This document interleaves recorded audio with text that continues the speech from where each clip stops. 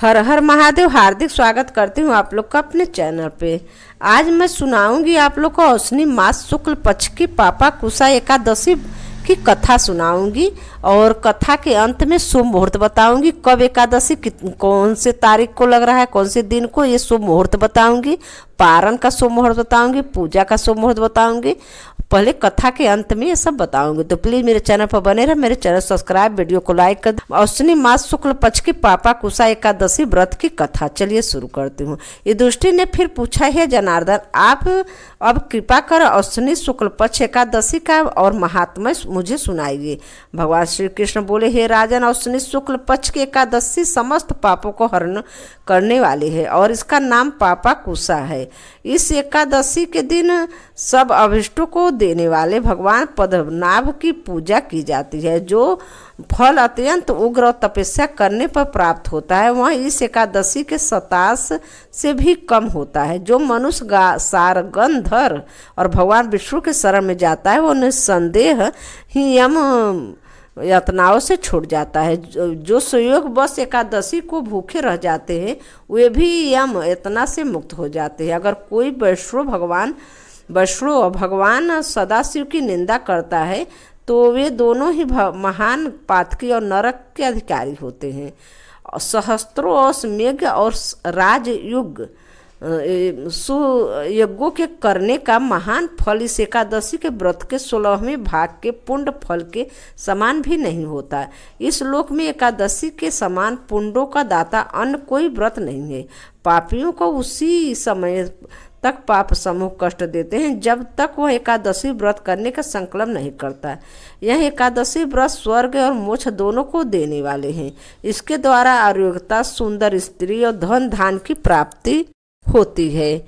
इस व्रत को करने वाले मनुष्यों को पितृ पक्ष के 10 कुल और मातृ पक्ष के 10 कुल तथा भार्या पक्ष के 10 कुलों के पितर चतुर्भुज रूप धारण होकर पीताम्बर और बनमाला धारण कर गरुड़ पर चढ़कर विष्णु लोक को जाते हैं। औसनी शुक्ल पक्ष की पापा कुसा एकादशी का व्रत करके मनुष्य सहज ही समस्त पापों समूहों को नष्ट करते हैं। इस एकादशी में अन्न, भूमि, धन या गोदान देने वाले महान फल को प्राप्त करते हैं। इसके उपलक्ष्य में तालाब, कुआं या धर्मशाला बनाने वाले धर्मात्मा जन्म, यम और यातना से मुक्त हो जाते हैं और यहाँ समस्त सुखों को भोगने वाले धनवान होते हैं। इस कथा को पढ़ने और सुनने वाले भी अक्षय और अतुल पुण्य के भागी होते हैं।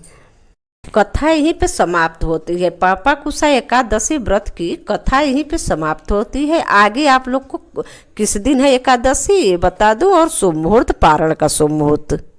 तो आगे आप लोग को शुभ मुहूर्त बता दूं। पंचांग के अनुसार इस बार पापा कुसा एकादशी का व्रत 3 अक्टूबर को मनाया जाएगा, जो कि दिन है शुक्रवार। तो गाइज इसका शुभ मुहूर्त बताओ कब लग रहा है ये एकादशी। तो ये एकादशी लग रहा है 2 अक्टूबर को शाम को 7:10 पर लग रहा है, जो कि ये 3 अक्टूबर को शाम को 6:32 पर खत्म हो जाएगी एकादशी। तो उदया तिथि के अनुसार 3 अक्टूबर को एकादशी व्रत रहेंगे सब लोग, या जो दिन है शुक्रवार।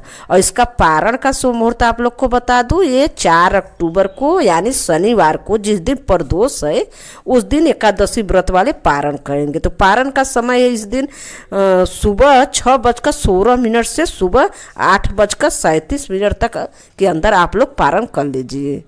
दशमी के बाद जो पड़ता है एकादशी, उसी दशी को पापा कुसा एकादशी बोला जाता है। इस तिथि भगवान विष्णु और लक्ष्मी माँ की पूजा की जाती है। पूजा अर्चना का विधान है और ये व्रत और विधि विधान पूर्वक से पूजा आराधना करने से सभी तरह के दुखों से छुटकारा मिलता है, साथ ही जीवन में सुख शांति भी बनी रहती है।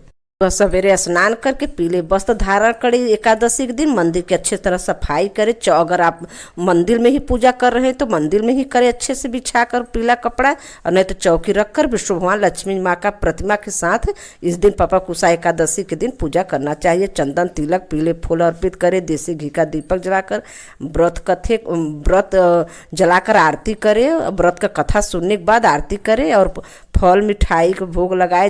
इससे मतलब कि जो आपके पास है सामर्थ्य अनुसार भोग लगाकर विष्णु लक्ष्मी का पूजा करें।